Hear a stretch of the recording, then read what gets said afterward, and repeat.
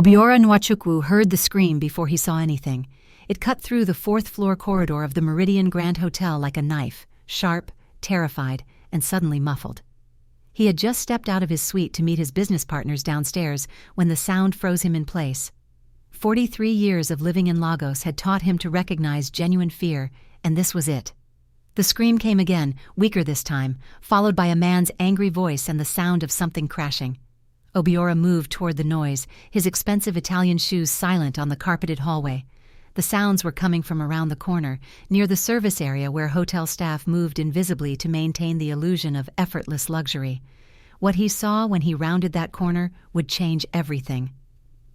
A young woman in a hotel uniform was pressed against the wall, her face streaked with tears and terror. Standing over her was a security guard, his hand gripping her arm so tightly that his knuckles had gone white. Behind them, a metal cart lay on its side, cleaning supplies scattered across the floor. "You think you can steal from this hotel and walk away?" the guard was saying, his voice low and menacing. "You think anyone will believe a lying thief like you?" The girl, she couldn't have been more than 19 or 20, was shaking her head frantically. "I didn't steal anything. I swear on my mother's life I didn't—" "Shut up!" The guard shook her roughly. "Mr. Okafor has the evidence. The cameras show you in the storage room. The missing items were found in your locker. You're finished." Obiora's jaw tightened. He had built his fortune in Lagos by reading people, by seeing what others missed, and right now every instinct he possessed was screaming that something was very wrong with this picture. The girl's fear wasn't the fear of someone caught in wrongdoing. It was the fear of someone trapped, cornered, desperate. "Excuse me," Obiora said, his voice carrying the quiet authority of a man accustomed to being obeyed. "What's happening here?" The security guard spun around, his expression shifting from aggression to alarm as he recognized one of the hotel's wealthiest guests. He immediately released the girl's arm and stepped back. "Mr. Nwachukwu, sir, I apologize for the disturbance.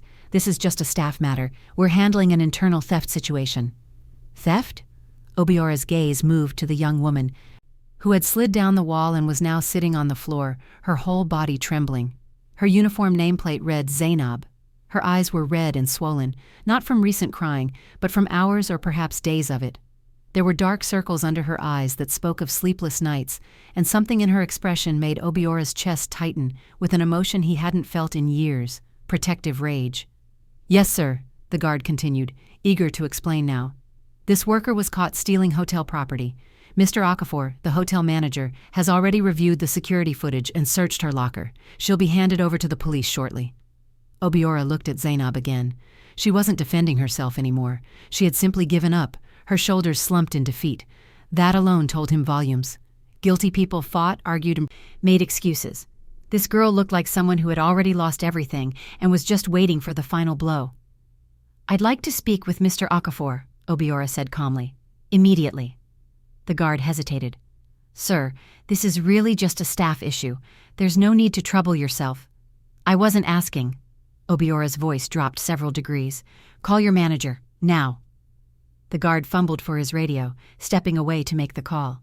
Obiora crouched down beside Zainab, careful to maintain a respectful distance. Up close, he could see that her hands were shaking uncontrollably. Her right hand had what looked like fresh bruises on the wrist. "What's your name?" he asked gently. She looked up at him with eyes that held more pain than any 19-year-old should ever know. "Zainab, sir." "Zainab, did you steal anything from this hotel?" For a moment, she just stared at him. Then, in a voice barely above a whisper, she said, "No, sir. I swear to God I didn't." "Then why do they think you did?" Her face crumpled, fresh tears spilling down her cheeks. Because if I'm a thief, no one will believe anything else I say." The words hung in the air between them, heavy with implication. Obiora felt a cold understanding settle in his gut. This wasn't about theft at all. This was about silencing someone, about discrediting a witness before she could speak. "What else do you need to say, Zainab?" She opened her mouth, then closed it again, her eyes darting toward the security guard who was still on his radio. Fear flashed across her face, raw, primal fear that made Obiora's hands curl into fists. "It's okay," he said quietly. "You don't have to say anything right now, but I want you to know something. I'm Obiora Nwachukwu, and I own half the commercial real estate in Victoria Island. Do you understand what that means?" She nodded slowly, recognition dawning in her eyes. Everyone in Lagos knew the Nwachukwu name. It means I have resources. It means I have power. And it means that if someone is trying to hurt you, they're going to have to go through me first." He paused, letting that sink in. "Do you understand?" Zainab's breath caught. For the first time since he'd found her, something other than despair crossed her face. Hope, fragile and terrified, but hope nonetheless. "Yes, sir," she whispered. The elevator chimed, and a man in an expensive suit stepped out, his face arranged in a practiced smile. He was in his 50s, well-groomed, with the kind of polished appearance that came from years in Lagos's hospitality industry. But when his eyes landed on Zainab sitting on the floor with Obiora crouched beside her, that smile faltered for just a fraction of a second. "Mr. Nwachukwu," the man said, extending his hand as he approached. "I'm Okafor, the hotel manager. I'm so sorry you've been disturbed by this unfortunate situation. We're handling it immediately." "Are you?" Obiora stood, ignoring the offered handshake. He was taller than Okafor by several inches, and he used every bit of that height now. "Because from where I'm standing, it looks like you're terrorizing a teenage girl in your hallway." Okafor's smile became strained. "Sir, I assure you, this is simply a matter of internal discipline.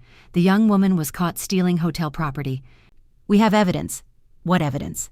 "Security camera footage showing her entering the storage room during her break, and the stolen items, expensive toiletries and linens, were found in her employee locker during a routine inspection." "Routine inspection," Obiora repeated flatly. "How often do you conduct routine inspections of your employees' lockers?" Okafor's eye twitched. "When we have reason to suspect theft, sir." "And what gave you reason to suspect this particular employee?" "An anonymous tip from another staff member." Obiora glanced down at Zainab, who was watching the exchange with wide eyes. "Convenient. And this security footage? I'd like to see it." "Sir, with all respect, this is an internal hotel matter." "I'm a guest in your hotel," Obiora interrupted, his voice hardening. "A guest who pays 20,000 naira per night for my suite. A guest whose company books over 50 rooms per month for visiting executives. A guest who is considering investing in the Meridian Hotel Group's upcoming expansion project." He paused, letting each point land. "And I'm asking to see the security footage. Is that a problem?" The color drained from Okafor's face. "Of course not, sir. I simply meant, that is, I'll arrange for you to review the footage immediately, if you'll just come with me to my office." "She comes too," Obiora said, gesturing to Zainab. "Sir, I don't think that's appropriate." "Then I don't think I'm interested in seeing your footage or remaining a guest in your hotel." Obiora pulled out his phone. "I'll just call my assistant and have her book me into the Echo Hotel instead. I'm sure they'll be happy to accommodate our corporate accounts." No, of course," Okafor said quickly, sweat beginning to bead on his forehead despite the air-conditioned hallway. "The girl can come. Absolutely. Right this way, please." Obiora offered his hand to Zainab. She stared at it for a moment, then slowly reached up and let him help her to her feet. She swayed slightly, and he steadied her with a hand on her elbow. "When did you last eat?" he asked quietly. "Yesterday morning, sir," she whispered. His jaw clenched. "We'll fix that too." As they followed Okafor toward the elevator, the manager's radio crackled to life. A voice came through, tense and hurried. "Sir, Dr. Falarin wants to know if the situation is resolved yet." Obiora saw Zainab freeze. The blood drained from her face so completely that for a moment he thought she might faint. Her whole body started trembling again, worse than before, and she made a small, strangled sound in the back of her throat. Okafor quickly grabbed his radio. "Tell the doctor everything is under control," he said tersely, then switched it off. But the damage was done. Obiora looked from Zainab's terrified face to Okafor's suddenly nervous expression, and the pieces began falling into place. This wasn't just about theft. This wasn't just about silencing a witness. This was about covering up something far worse. "Who," Obiora said very slowly, very deliberately, "is Dr. Falarin?" "The hotel's physician," Okafor said quickly. "He runs our wellness center, very respected. He was simply concerned about the disturbance." "Why would your hotel doctor be concerned about a theft investigation?" The question hung in the air. Okafor opened his mouth, closed it, opened it again. We have a staff wellness protocol. When employees are under stress..." "Enough." Obiora's voice could have cut glass. He turned to Zainab. "Look at me." She raised her eyes to his, and what he saw there, the terror, the shame, the utter devastation, told him everything he needed to know. "Did Dr. Falarin hurt you?" She didn't answer. She didn't have to. The way her body curled in on itself, the way her breathing became rapid and shallow, the way tears began streaming silently down her face, It was all the answer Obiora needed. He had walked into the Meridian Grand Hotel tonight expecting a simple business dinner. What he had found instead was a young woman whose life was being systematically destroyed to protect a predator. And standing in front of him was a manager who was clearly part of the cover-up. Obiora Nwachukwu had built his empire by being ruthless when necessary. He had crushed competitors, outmaneuvered rivals, and left broken business deals in his wake. But he had never used his power to hurt the vulnerable, and he had absolutely no tolerance for those who did. "Mr. Okafor," he said quietly, and there was something in his voice that made the manager take an involuntary step backward.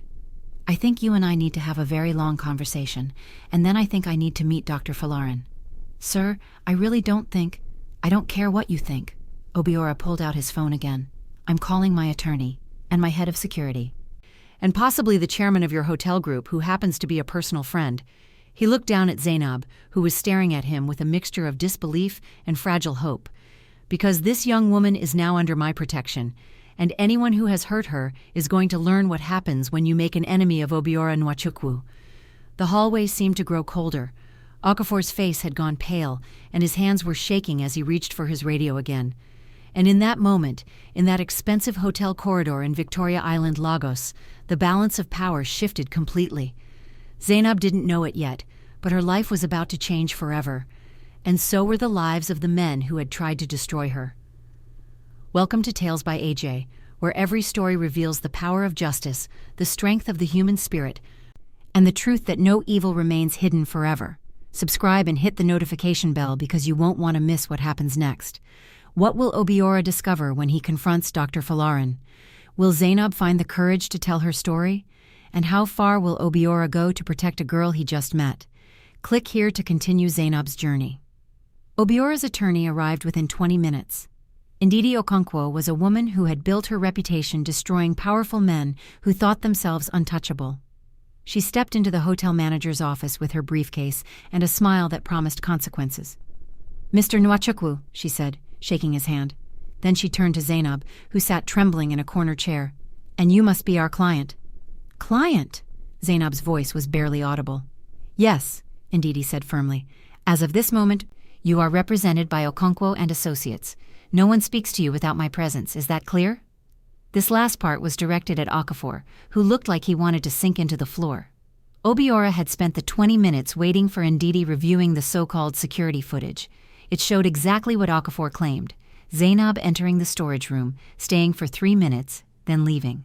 But Obiora had built his fortune by paying attention to details others missed. "The timestamp," he said, pointing at the screen. "It's been edited. See how it jumps from 14:23 to 14:26? Where are those 3 minutes?" Okafor's face went pale. That's just a system glitch." "No," Ndidi said, leaning closer to examine the footage. "That's tampering. I'll need a copy of this footage, along with the original unedited version from your backup servers." "I don't have authority to—" "Then get someone who does." Obiora's voice was ice. "Or I make one phone call to your chairman, and by tomorrow morning you're explaining to him why the Nwachukwu Corporation is pulling all of its business from every Meridian property in West Africa." Okafor grabbed his phone with shaking hands. While they waited, Obiora ordered food sent up. Real food, not hotel minibar snacks. When it arrived, he watched Zainab try to eat the jollof rice and chicken, but her hands were shaking so badly she could barely hold the fork. "Take your time," he said gently. She managed a few bites before setting the plate down. "Sir, why are you doing this? You don't even know me." "I know enough," Obiora said. "I know you're 19 years old. I know you work double shifts to send money home to your family in Aloran. I know you've been employed here for 7 months." He had gotten all this from her employee file, which Ndidi had demanded immediately. "And I know that someone hurt you, then tried to destroy your credibility so you couldn't fight back." Tears filled her eyes again. "You don't have to tell me what happened," Obiora continued. "Not yet, not until you're ready, but I need you to understand something, Zainab. Whatever they did to you, it wasn't your fault." She broke then, covering her face with her hands as sobs racked her body. Ndidi moved to sit beside her, placing a gentle hand on her shoulder. The office door opened, and a man in a white coat walked in. He was tall, distinguished-looking, probably in his early 50s. His smile was warm and professional, the smile of someone accustomed to being trusted. "I heard there was some kind of emergency," Dr. Falarin said. Then his eyes landed on Zainab, and for just a fraction of a second, something cold and predatory flashed across his face before the professional mask slammed back into place. But Obiora saw it, and from the way Zainab had gone completely rigid, pressing herself back into the chair as if trying to disappear, he knew this was the man. Dr. Falarin, Obiora said, standing, I'm Obiora Nwachukwu. I'd like to ask you some questions about your relationship with this young woman. Relationship? Falarin's laugh was perfectly calibrated, surprised, slightly confused, entirely innocent. I don't have a relationship with her. I barely know her. She came to the clinic once for treatment after slipping in the kitchen. Sprained wrist, if I recall. That's not true, Zainab whispered, but her voice was so quiet, so broken, that only Ndidi and Obiora heard her. Falarin's smile widened. I'm afraid the girl is confused. Perhaps the stress of being caught stealing has affected her memory. It's quite common in cases of— What date did you treat her wrist? Ndidi interrupted sharply. I'd have to check my records. Please do. We'll wait. Falarin's smile flickered. I'm quite busy. Perhaps we could schedule— Now, Obiora said, or I'm filing an official complaint with the Nigerian Medical Association before you leave this room. The temperature in the office seemed to drop 10 degrees. Falarin's expression hardened, the friendly physician mask cracking to reveal something uglier underneath. You're making a serious mistake, Mr. Nwachukwu, Falarin said quietly. This girl is a liar and a thief. Whatever story she's told you is fantasy designed to avoid consequences for her actions. Then you have nothing to worry about, Ndidi said smoothly. So get your medical records. Let's clear this up right now. For a long moment, Falarin stared at them. Then his gaze shifted to Zainab, and the threat in his eyes was unmistakable. You'll regret this, he said. Dr. Falarin left the office to retrieve his records, and the moment the door closed behind him, Zainab started hyperventilating. Her breath came in short, desperate gasps, and her whole body shook violently. He's going to hurt me again, she whispered frantically. He's going to— I can't— Ndidi knelt in front of her, taking both her hands. Look at me, Zainab. Look at me. He cannot touch you. Do you understand, Mr. Nwachukwu and I are not leaving your side. You don't understand, Zainab gasped. He has power here. Everyone protects him. The manager, the security guards, everyone. When I tried to tell the head housekeeper what he did, she called me a liar and said I was trying to destroy a good man's reputation. Obiora felt rage building in his chest like a physical force. When did this happen, Zainab? When did he hurt you? She closed her eyes, tears streaming down her face. 3 weeks ago. I had a headache during my shift. The other girls said the hotel doctor could give me something for it, so I went to the clinic. Her voice dropped to barely a whisper. He locked the door. He said he needed to do a full examination, and then he— She couldn't finish. She didn't need to. Did you fight him? Ndidi asked gently. I tried, but he's so much stronger, and he kept saying that if I screamed, if I told anyone, no one would believe me. He said he was a respected physician and I was just a poor village girl who cleaned toilets. He said he could make me disappear and no one would even notice. Obiora's hands clenched into fists. He had encountered evil before in his business dealings: greed, corruption, betrayal. But this was different. This was a predator who had carefully constructed a system to protect himself and destroy his victims. After it happened, Zainab continued, her voice hollow, I couldn't work. I couldn't eat. I couldn't sleep. One of my roommates noticed I was different and kept asking questions. I finally told her everything last week. I thought maybe she would help me. What did she do? Ndidi asked. She told Mr. Okafor. Zainab's laugh was bitter and broken. She said the manager would help me. Instead, he called me into his office and said I was spreading malicious lies about a valued member of the hotel staff. He said if I didn't stop making false accusations, I would lose my job. I told him it wasn't false, that Dr. Falarin raped me, and that's when everything got worse. The theft accusation, Obiora said. Zainab nodded. 2 days after I spoke to Mr. Okafor, I was called into his office again. He showed me the security footage. He showed me the items in my locker. He said I was a thief, and he could have me arrested, but if I left quietly and never spoke about Dr. Falarin again, he would let me go without charges. She wiped her eyes. I said no. I said I didn't steal anything, and I wouldn't lie about what the doctor did to me. So today, Mr. Okafor called security and told them to prepare to hand me over to the police. He said once I had a criminal record, no one would ever believe anything I said. The systematic cruelty of it made Obiora's blood boil. They hadn't just attacked Zainab, they had constructed an entire framework to destroy her credibility before she could speak. It was calculated, methodical, and spoke to something darker than a single crime. "Zainab," he said carefully, "do you think there are other girls, other victims?" Her eyes met his, and he saw the answer before she spoke. "Yes. There's a girl who left 3 months ago, Blessing. She worked in laundry. One day she was here, the next day she was gone. The other workers said she had a breakdown, started screaming about Dr. Folarin in the staff cafeteria. Mr. Okafor had her removed by security and she never came back. Do you know where she is now? Her sister works in housekeeping. She told me Blessing won't leave her room anymore. She won't talk to anyone. She just broke." Ndidi was taking notes rapidly.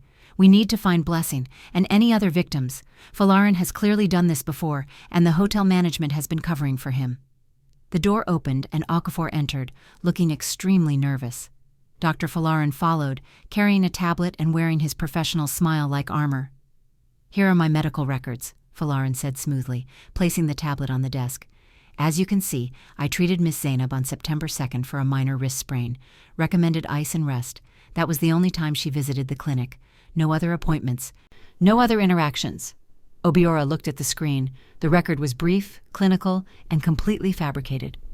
"This says the appointment lasted 8 minutes." "Yes, it was a simple injury." "And you were alone with her during this examination?" "Of course not. My nurse, Mrs. Adeyemi, was present the entire time. She can verify everything." "I'm sure she can," Ndidi said dryly. "I'm sure everyone who works for you will verify whatever you need them to verify." Folarin's smile thinned. "Are you accusing me of something, madam?" "I'm stating a fact. In systems of abuse, predators rarely operate without enablers." "This is outrageous," Folarin said, his voice hardening. "I've been a physician for 26 years. I have an impeccable reputation. And you're taking the word of a thief who's clearly trying to avoid consequences for her criminal behavior." "She's not a thief," Obiora said quietly, "and we both know it." "Can you prove that?" Folarin challenged. "Because I can prove she's a liar. I have medical records. I have witnesses. I have security footage. What do you have? The hysterical accusations of a disturbed young woman?" "I have something better," Obiora said. He pulled out his phone and made a call. "Benson, I need you to run a complete background check. Dr. Folarin?" He glanced at the nameplate on the tablet. "Dr. Folarin Ogunlesi. I want to know everywhere he's worked, every hospital, every clinic. And I want to know if there have been any complaints filed against him, formal or informal." Folarin's face went pale. "You're wasting your time," he said. "You'll find nothing." "Then you have nothing to worry about." Obiora smiled, but it didn't reach his eyes. "Benson, also check for any sudden departures of female staff from his previous workplaces. Medical assistants, nurses, admin staff, women who left without notice or under unusual circumstances." "This is harassment," Folarin snapped. "No," Ndidi said calmly. "This is due diligence, and if you're as innocent as you claim, you should welcome the investigation." Folarin looked at Okafor, who was sweating profusely. "Are you going to let them do this? They're threatening a valued employee based on the lies of a criminal." Okafor opened his mouth, but before he could speak, Obiora's phone rang. He answered, listened for a moment, and his expression darkened. "Benson just found something," he said, looking directly at Folarin. 3 hospitals, 4 clinics, 7 years, and at every single location, there were informal complaints about inappropriate behavior with female staff, never formally filed because the women were too afraid or were paid off, but the pattern is there. The color drained completely from Folarin's face. "You want to know the most interesting part?" Obiora continued. "At Lagos General Hospital, a nurse named Grace Azy filed a formal complaint against you in 2019. The complaint mysteriously disappeared, and Grace left her nursing career entirely. But my investigator just spoke to her. She's willing to talk now." Folarin's professional mask shattered completely, his face twisted with rage and something else, fear.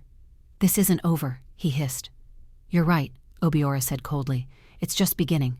Will Folarin's pattern of abuse finally be exposed? Can Obiora find the other victims and give them justice? And what will happen when the hotel's corporate owners learn what's been happening under their name?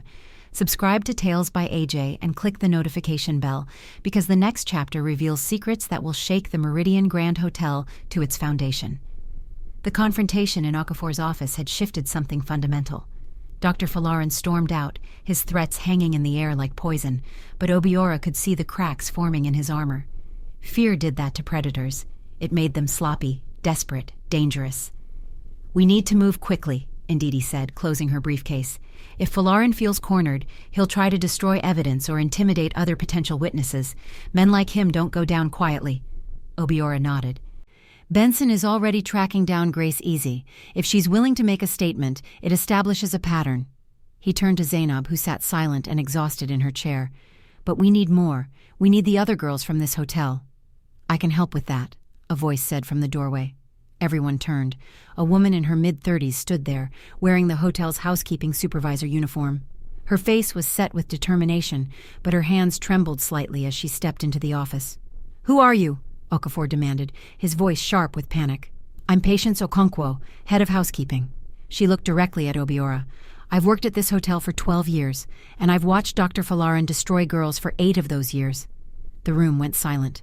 "Patience, don't do this," Okafor said, his voice taking on a pleading quality. "Think about your position. Think about your family." "I've been thinking about my family," Patience cut him off.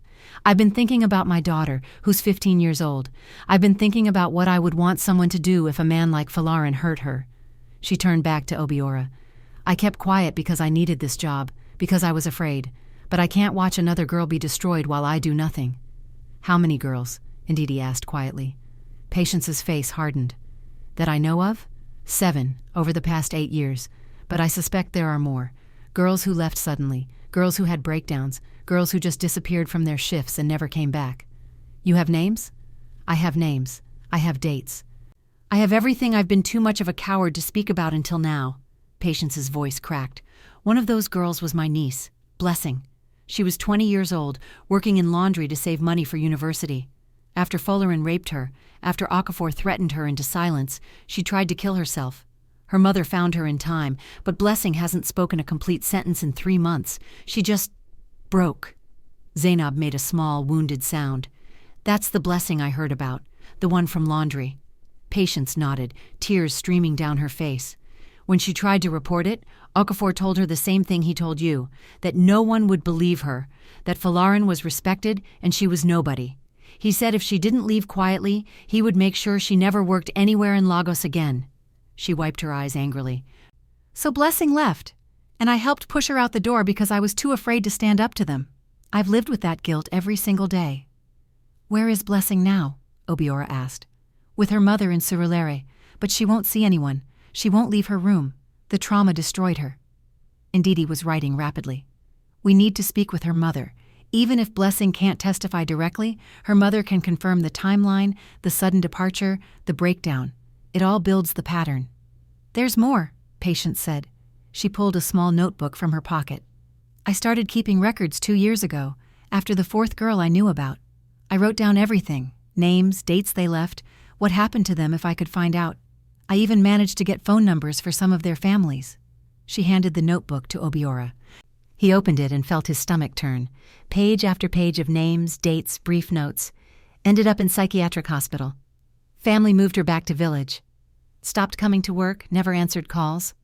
Found crying in storage room, gone by end of week. 7 confirmed cases, 3 more suspected. All young women between 18 and 23, all working low-level positions at the hotel, all gone within weeks of their encounters with Dr. Folarin. "Why didn't you go to the police?" Obiora asked, though he suspected he knew the answer. Patience's laugh was bitter. "With what evidence? The word of housekeeping staff against a respected physician and a hotel manager? The girls were too traumatized to testify. Most of them just wanted to forget it ever happened, and the few who tried to fight—" She shook her head. "Okafor has connections. Police connections. The one time a girl's father tried to file a report, the police told him his daughter was a known thief and prostitute. Broke the father's heart. He took his daughter and left Lagos entirely." Okafor had gone completely silent, his face ashen. He looked like a man watching his entire world collapse. "You were protecting him," Obiora said, his voice cold with contempt. "You knew what Folarin was doing and you helped him cover it up." "I didn't have a choice," Okafor burst out. "Do you think I wanted this? Folarin has powerful friends, politicians, businessmen, people who could destroy my career with a phone call. When the first girl came to me crying about what he'd done, I tried to help her. I really did. I went to my superiors at corporate headquarters." He laughed bitterly. Do you know what they told me? They told me Dr. Falarin brings wealthy clients to the hotel's wellness center.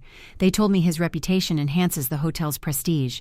They told me to handle the situation quietly and make sure no scandals emerged. So you became his accomplice, Ndidi said flatly. I became his cleanup crew, Okafor corrected, his voice hollow. Every time Falarin hurt someone, I was the one who had to make her disappear, threaten her, pay her off, fabricate evidence against her if she wouldn't leave quietly. I hated every minute of it, but what choice did I have? If I refused, I'd lose everything, and someone else would just take my place and do the same thing. You always have a choice, Obiora said. You chose your career over those girls' lives. Okafor's shoulders slumped in defeat. He looked like he'd aged 10 years in the past hour. I know. God help me. I know. The office door burst open suddenly, and 2 security guards rushed in, followed by a man in an expensive suit who radiated authority. He was in his 60s, silver-haired, with the bearing of someone accustomed to command. What is the meaning of this? The man demanded. Okafor, I've been receiving calls about some kind of incident involving one of our guests and wild accusations against our medical staff. Mr. Babatunde, Okafor said weakly, I can explain. This is Chinedu Babatunde, Patience whispered to Obiora, regional director for the Meridian Hotel Group. He's Falarin's friend. They play golf together. Babatunde's eyes swept the room, taking in Obiora, Ndidi, Zainab, and Patience. Someone want to tell me why my hotel manager is being harassed by guests and staff? I'm Obiora Nwachukwu, Obiora said calmly, and I'm not harassing anyone. I'm investigating a rape. The word hung in the air like a bomb. Babatunde's face darkened. That's a very serious accusation, Mr. Nwachukwu. I hope you have evidence to support such claims, or you'll be hearing from our attorneys. I have 7 victims, Obiora replied. I have a documented pattern of abuse spanning 8 years. I have a hotel manager who admits to covering up multiple sexual assaults. And I have a physician who's been using this hotel as his personal hunting ground for vulnerable young women.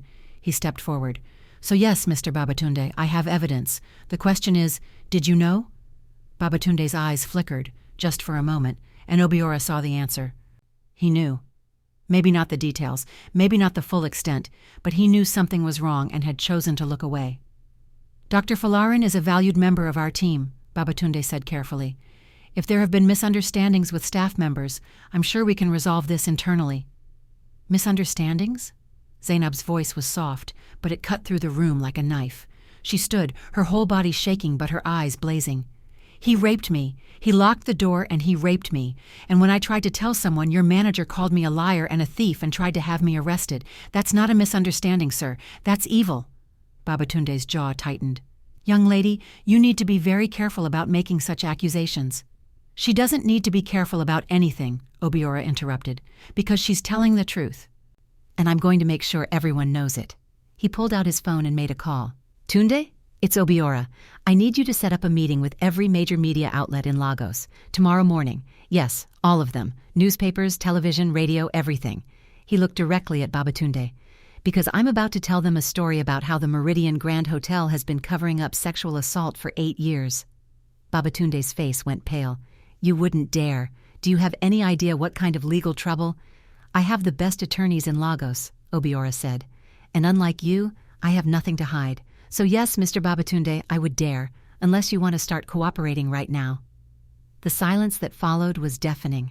Babatunde looked at Okafor, who stared at the floor. He looked at Patience, who met his gaze steadily. He looked at Zainab, whose tears had stopped and whose face now showed nothing but determined rage. What do you want? Babatunde finally asked. I want Dr. Falarin fired immediately, Obiora said. I want a full internal investigation into everyone who helped cover this up. I want every victim identified and compensated, and I want this hotel to implement real protection for its staff. He paused. And if you don't give me all of that, I will burn your reputation to the ground. Babatunde's hands clenched into fists, but he was a businessman, and he knew when he'd lost. I'll need to speak with corporate headquarters, he said finally. You have until morning, Obiora replied. After that, I go public. The call came at 6 a.m. Obiora had barely slept, spending most of the night in his suite with Ndidi, preparing for war. They had statements from patients, contact information for 6 of the 7 victims, and a legal strategy that would tie the Meridian Hotel Group in knots for years. Zainab slept in the adjoining room, guarded by 2 of Obiora's personal security team.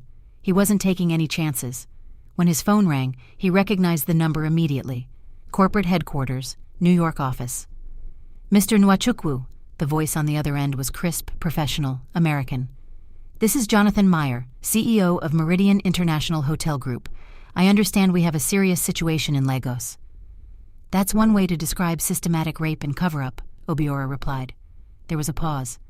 I received a full report from our regional director at 3 a.m. I've spent the past 3 hours reviewing personnel files, incident reports, and legal exposure. Mr. Nwachukwu, I want you to know that what happened at our Lagos property is absolutely unacceptable. Talk is cheap, Mr. Meyer. Which is why I'm calling to inform you of immediate actions. As of 30 minutes ago, Dr. Folarin Ogunlesi has been terminated. His access to all Meridian properties worldwide has been revoked.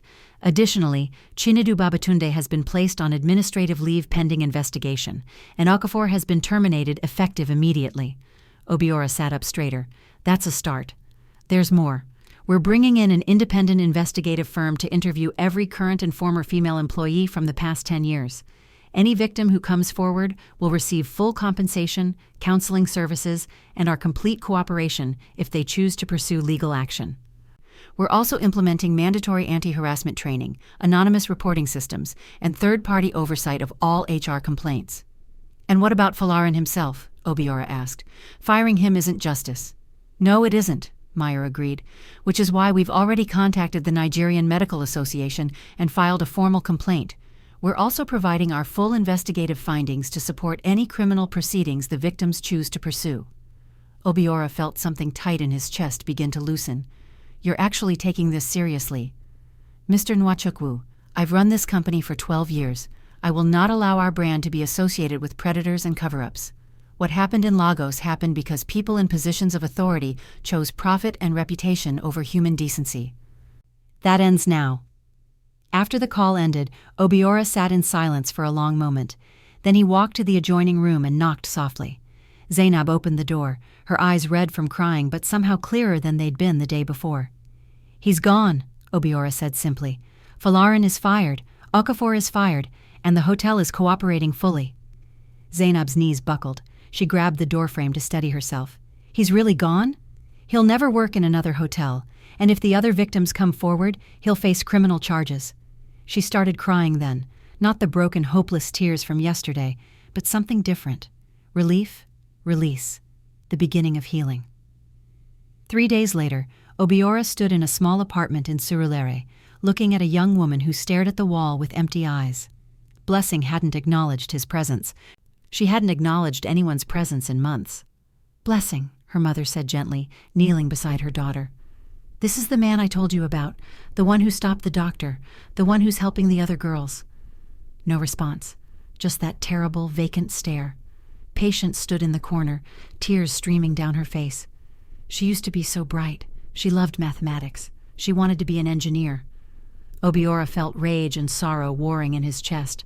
Folarin was gone, but the damage he'd done would last forever. Some wounds never fully healed. Blessing, he said softly, crouching down to her level. I can't undo what happened to you.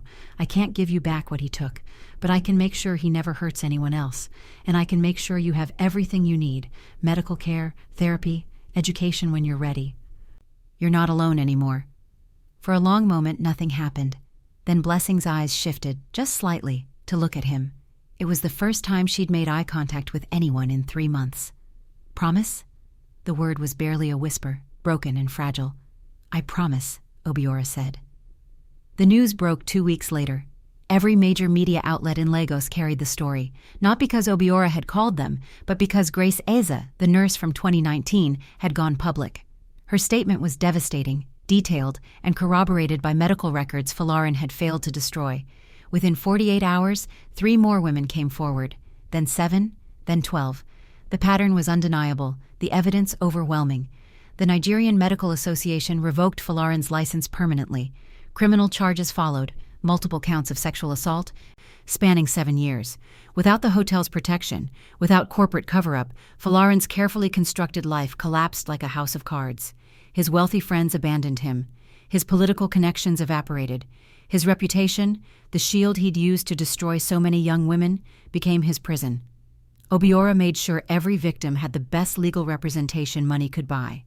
He established a foundation to support survivors of workplace sexual assault, funded counseling services, and used his business connections to ensure the women who'd been blacklisted from employment could find work. And Zainab became the face of courage. She testified. She spoke to reporters. She told her story again and again, even when it hurt, even when the nightmares came.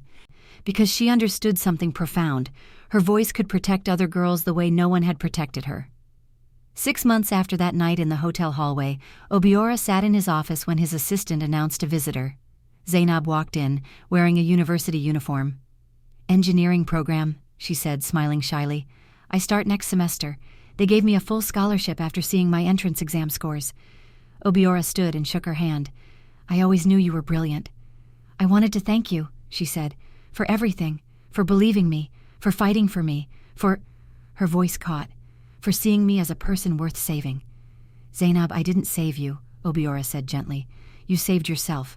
I just gave you the tools to fight." She wiped her eyes and smiled, a real smile, the first he'd seen from her. "Blessing is talking again, did you hear? She started therapy last month and she's making progress. Slow, but progress." "I heard.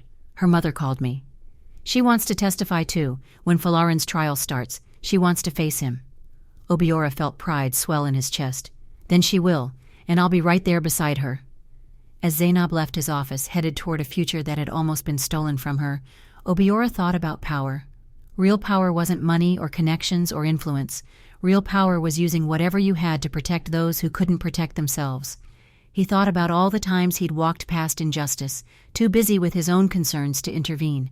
He thought about how different Zainab's life would be if he'd been in a hurry that night, if he'd ignored her crying, if he'd decided it wasn't his problem. One moment of attention, one decision to care, that's all it had taken to change everything. His phone buzzed. Another message from the foundation. 2 more women had come forward, encouraged by Zainab's courage. The number of confirmed victims was now 17. 17 lives Falarin had tried to destroy. 17 women who were finding their voices, their strength, their justice. And it had started with one billionaire who heard a young woman crying in a hallway and decided to stop. Thank you for watching Tales by AJ, where we believe that one person with courage can change the world, that evil only wins when good people stay silent, and that justice, real justice, is always worth fighting for. If this story touched you, please like, subscribe, and share it with someone who needs to hear it, because every voice matters. Every story deserves to be told, and every survivor deserves to be believed. Until next time, remember, you have more power than you think to change someone's life. Use it.